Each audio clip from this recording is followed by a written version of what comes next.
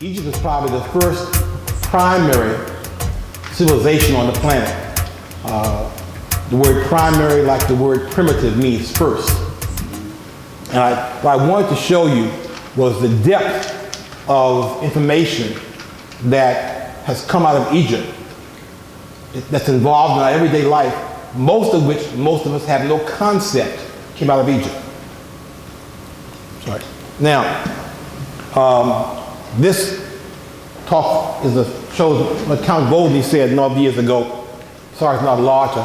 He said, there are people, now forgotten, discovered while others were yet barbarians, the elements of the arts and sciences, a race of men now rejected for their black skin and woolly hair, founded on the study of the laws of nature, founded on the study of the laws of nature, those civil and religious systems which still govern the universe. There are people now forgotten, a race of men now rejected for their black skin and woolly hair. Who said this? Count Volney, who was one of the compatriots of Napoleon.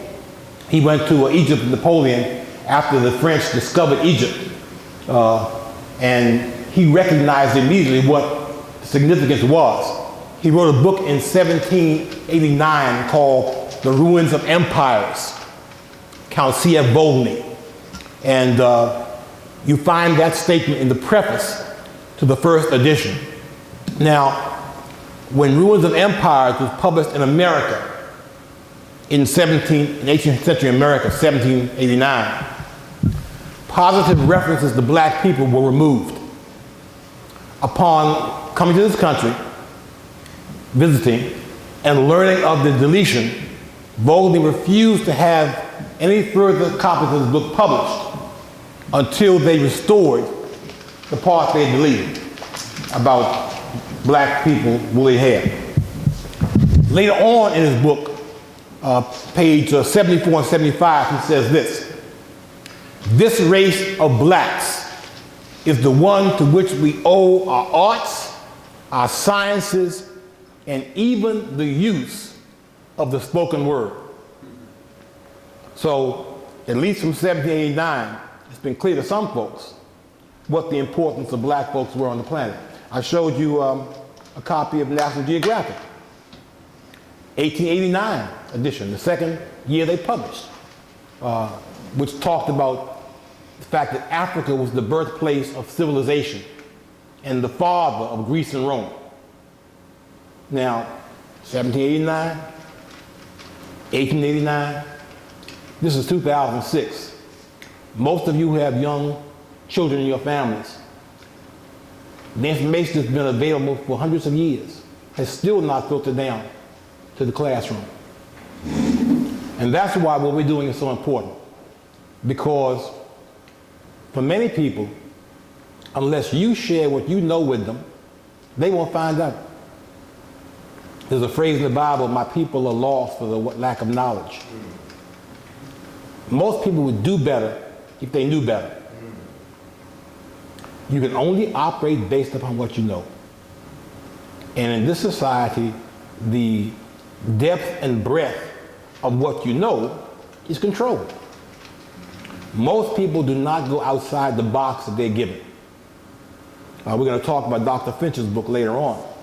And at one point he says something to the effect that he had become a student in a university where he was the only professor. He had to teach himself.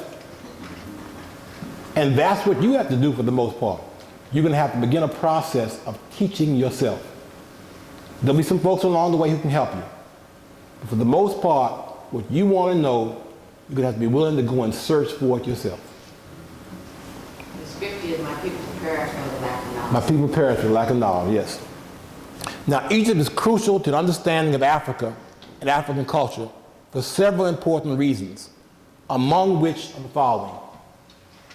First of all, Africa was a black nation. Now, Europeans, of course, have created a lot of confusion about that. Most of the European sciences, sociology, psychology, law, anthropology. All of these disciplines were initially created to try to bolster Europeans' concept of themselves as being the most intelligent, most superior group of people on the planet. They made themselves the standard, and they judged everybody else as being less than standard. And so part of what happened when they found Egypt was they could not face the fact that these were in fact dark-skinned people. They had to create a whole new group of people called Mediterranean white people. Yeah, they look black, but they're really white. Carl Sagan, who I think died a couple years ago, I think, maybe he's still alive. Carl Sagan has gone so far as to publish books saying that the folks in Egypt could not have constructed the pyramids and the Sphinx. Folk came out of space and did that. Okay, so that it's important that we understand that Africa was the black nation. Now, just so we're not confused, here's a map of the planet that shows Africa. This is Africa right here. And I'm going to try to show you that right up in here is Egypt. What I want you to see is that Egypt is in Africa. It's not here in Europe. It's not over here in Southern Asia. It's not in the strip where Israel is. It's right here on the main body of the continent of Africa. Moving a little closer. Here's Egypt right here. Still in Africa, hasn't moved. Once again, this is Egypt right here. Located in a very important part, it was called the Fertile Crescent, the place where most early civilization started, and then spread out to other areas. I'm going to talk later on about the Nile River. The Nile River runs from, starts up here in the mountains of Uganda, and then runs down to the Mediterranean. Mediterranean, Medi, Terra. Medi means between, Terra means land. The name Mediterranean means the water between the two lands. I mentioned that because one of the things you have to do, my brother Son told me that he was in his dictionary trying to read Charles Fitch's book. And yes, you have to improve your vocabulary because very often folks, when they're trying to hide stuff from you, will use big words to hide it. But if you can break the big words down, you figure what they're talking about. Learning prefixes and suffixes, stems, word stems, is very helpful. Mediterranean, Medi, Terra, between the lands. If you can learn, go to a book and you get the Latin and Greek prefixes. It'll help you a lot as you read through different things because you'll recognize words because you've seen this stuff before. Inter means between. Intra means inside of. But what I'm trying to make is that Egypt is still right where it's always been, in North Africa. Now, the people of Egypt, Kemet, also describe themselves pictorially as being African. This is a famous stela, famous drawing, in which they showed themselves here, and they showed Nubians here. And as you can tell, they're both exactly the same. Now, they saw the Indo-European as being different, and they saw the Semite as being different. But they indicated that they were exactly the same as the Nubians.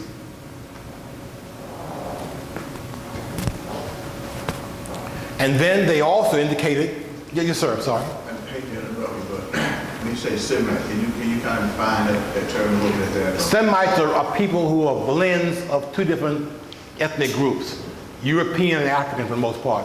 Arabs are a blending of Europeans and Africans. People of Kemet describe themselves as originating in East Central Africa. There's a papyrus, I think it's now in the London Museum, papyrus of Hunefa, says, we came from the beginning of the Nile, where God happy dwells, at the foothills of the mountains of the moon. That's in Papyrus of Hunefa. There are two places in Africa called Mountains of the Moon. One is Mount Kilimanjaro, which means Mountain of the Moon, which is in Ethiopia and part of Kenya. And the other is Mount Rwenzori, which also means Mountain of the Moon, which is in Uganda. This papyrus signifies that the ancestors of the ancient Egyptians came from Ethiopia and Uganda, came from Central East Africa, which of course we know where life started on the planet. Now, other contemporary people, contemporary to the Egyptians, early Egyptians, also saw people of Kemet as African. Here's a map from the period of the Ptolemies. The Ptolemies were Romans who came into Egypt after Alexander the Great. Actually, what happened was after Alexander the Great conquered Egypt, the Romans moved the capital of the known world from Rome to Alexandria, Egypt, and it stayed in Africa for 10 generations. The Romans who ruled, they were a family called the Ptolemies, and Ptolemy was a very popular name. This map was drawn during that period. As you can see, they show all this area as being Ethiopia, not being any Mediterranean white people, being Ethiopian, being African. And this map comes from 305 BC. The Ptolemies ruled from 305 BC to 47 BC. We're talking about a time period before the birth of Christ. Yes, quickly. Were the Ptolemies a part of Alexander's army, the Greeks? They were Romans who came into Alexandria as a result of Alexander having conquered Rome, and the ruling class basically moved the capital of the world from Rome to Alexandria. And in fact, what I've read that when Ptolemy X messed up, they punished him by exiling him back in Rome. They put him out of Africa. Yes, sir. Yeah, I never hear much about Ethiopia. I mean, it's mentioned in the Bible and just mentioned it in close to Egypt. But is there much study or information about Ethiopia? Here's the problem. This again is why it's so important that we do what we do. I showed you films, Ape Man, and even though those films had information about Africans, their focus was clearly European. Europeans want to know, where did we come from? What's our place in the world? Even when their place in the world comes from us, we kind of get short shrift. Or the Cronkites said, I'm standing here in Africa. This is the birthplace of my people. And they had some Africans involved, but it was Walter Cronkite doing that. Okay? We have to become involved because we have a different interest than Europeans have. We can't expect them. There have been some Europeans, I got some books here I'll show you before we're through. There have been some Europeans who spent a great deal of time studying black people. But for the most part, it's natural for people to want to study themselves. So if we want information about ourselves, we are going to have to do the study ourselves. Beyond that, we've got to become conscious of things that work in our benefit. Much of Nubia cannot be studied now. Who knows why? It's underwater. Why is it underwater? They built the Aswan Dam, flooded most of Nubia. Before they built the dam, they went in there and they took out some of the artifacts and whatnot. But much of the stuff is now underwater. There was no great cry from Negroes in Harlem. First of all, they didn't know about the Aswan Dam. Second of all, they didn't know about Nubia. They had no information. My people perish for lack of knowledge? Okay. Right now, if somebody were to say they're going to do something in a small corner of Israel, every Jew in New York would be protesting. Because they've come to recognize that they have to be eternally vigilant to protect themselves and their interests. We've got to become likewise protective of our interests. So you're correct. There's not a lot of study about Ethiopia. and it probably will not be a lot of study about it until we do it. You know, maybe your grandchild will decide that that's what he wants to do, and will find things about Ethiopia even more dramatic than the things we're talking about today. Yes, dear. One of the things, some of the groups that I go to events about, I think it was Melvindale had a performance over at the Rock Theater recently, and in one of the openings after they did libations, they had an Ethiopian group as part of the introduction of what they do. What we've been doing more of is sharing cultures and sharing information. So Ethiopians came up and they did a little ceremony or ritual called coffee. And it's where whenever Ethiopians get together, whether they visit or for a meeting, the first thing they do is come together and then everybody drinks this coffee that they're known for. And they shared a little bit of how they do that in their country. Another thing that I heard on the radio where a lot of the Ethiopian businesses are doing well in DC, and the African Americans are like getting jealous instead of making an attempt to share information or to see how we could bond or coalesce in the same city.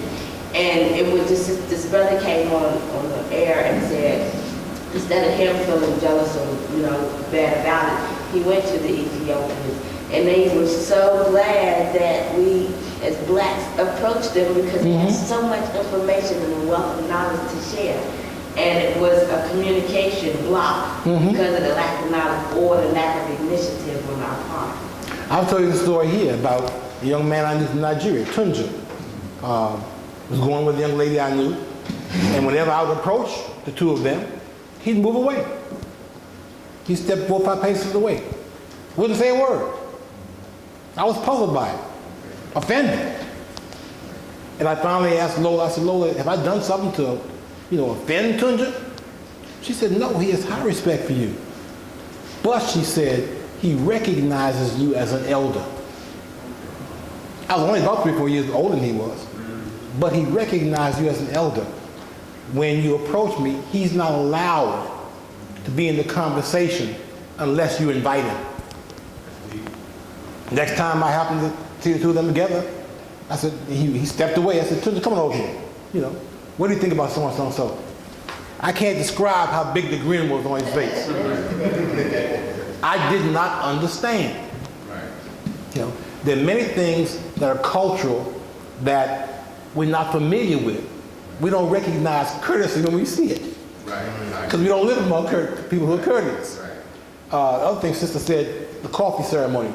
With black people, food is a means of us establishing axiology, a common point of connection.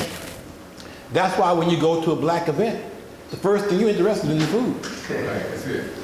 In the white world, you go to a meeting, starts at 9 o'clock, first break's 11:30. You've been squirming in your seat for all that time. You've been uncomfortable. After the break, you're fine. With black folks, the first thing you do when you get there is eat. Even if you just had dinner before you came there. That's true. Because food is a point of axiological reference where you get together and you all get on the same page. So there are a lot of cultural connections we have that once we get to know each other, we can expand those connections. There's some things we don't know about each other, and once we get together, we can find out why do they do this, and how is that similar to what I do. Yes, sir. So, Dr. let me ask you this. So, okay, you got the black folks, African Americans going to the meeting. Yes. And you got the white folks going to the meeting. Yes. And we used to get acclimated with the food first. Yes. To open up whatever's going to open up. Yes. For us. And then they don't have to do that. Yes. So the question For them, the highest value, remember, go back to, I haven't covered that this year in this class, so it'll be new for some folks. The highest value for Europeans, axiologically, is to get the object, control the object. Okay, so At the meeting, the object is information. So my question is, does that put us at a disadvantage? No, it just means there's a different system. For us, the highest value is the establishment of the relationship. Because that, We established a relationship around food. does that put us behind them as No. far as getting to the No, object? we just have a different focus. You know, different people, you know, different strokes, different folks. Right. One way is not superior to another. It's not.